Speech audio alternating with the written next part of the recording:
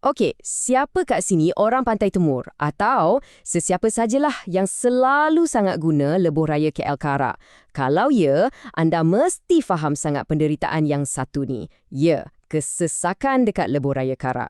Tapi, nampaknya ada berita baik yang kita semua dah lama tunggu-tunggu. Jom kita bedah siasat perkara ni.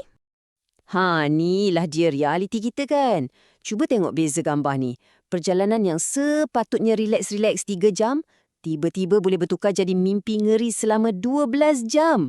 Memang parah. Lagi-lagi bila musim perayaan atau cuti sekolah. 12 jam. Cuba bayangkan 4 kali ganda lebih lama.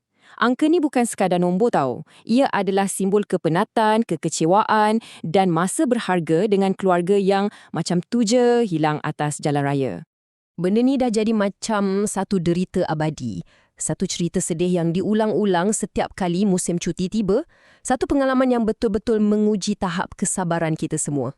Tapi nampaknya penantian kita semua bakal berakhir. Selepas sekian lama kita dengar cerita je, projek yang disebut-sebut sebagai game changer ni akhirnya dah mula. Ini baru berita baik. Dan dengar sini, ini bukan projek tampal-tampal jalan biasa ya. Kita sedang bercakap tentang satu transformasi menyeluruh dekat laluan yang paling kritikal, bermula dari Plaza Tol Gombak sampailah ke persimpangan CSR Bentong. 45.3 kilometer. Cuba bayangkan jarak tu.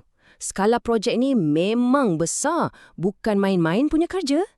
Jadi, macam mana projek mega ni akan ubah nasib kita semua dekat atas jalan tu? Okey, ada 3 transformasi utama yang akan terus sasar dekat punca-punca kesesakan yang paling teruk.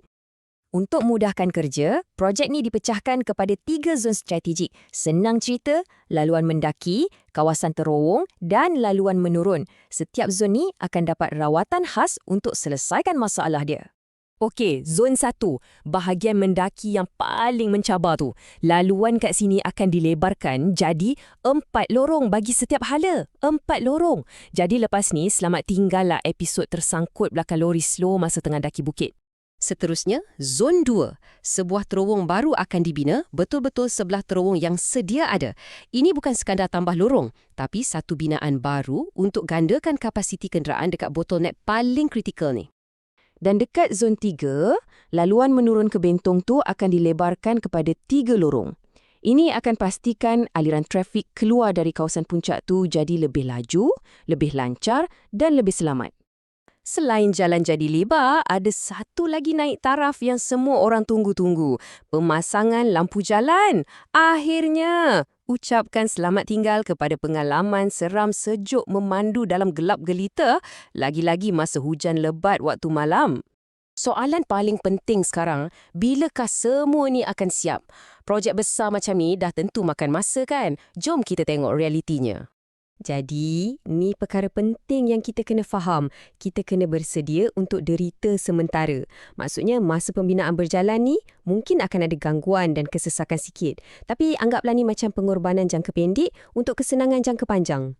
Tahun 2029, ya inilah sasaran projek ni siap sepenuhnya. Satu penantian selama 5 tahun untuk satu perubahan yang kekal.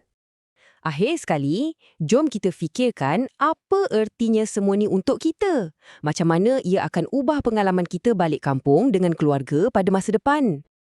Pelaburan selama 5 tahun ni, insya-Allah, akan membuahkan hasil dalam 3 perkataan mudah. Perjalanan yang lebih selesa, lebih selamat dan sudah tentu lebih lancar. Dan inilah sebab utama kenapa penantian ni sangat berbaloi. Sebab ia bukan pasal infrastruktur atau konkret semata-mata. Ia tentang mencipta semula memori perjalanan balik kampung yang lebih indah dan tenang untuk kita dan keluarga kita. Jadi, persoalan terakhir untuk anda. Dengan semua perubahan yang bakal tiba ni, adakah anda bersedia untuk menyambut lebuh raya Kara yang berwajah baharu?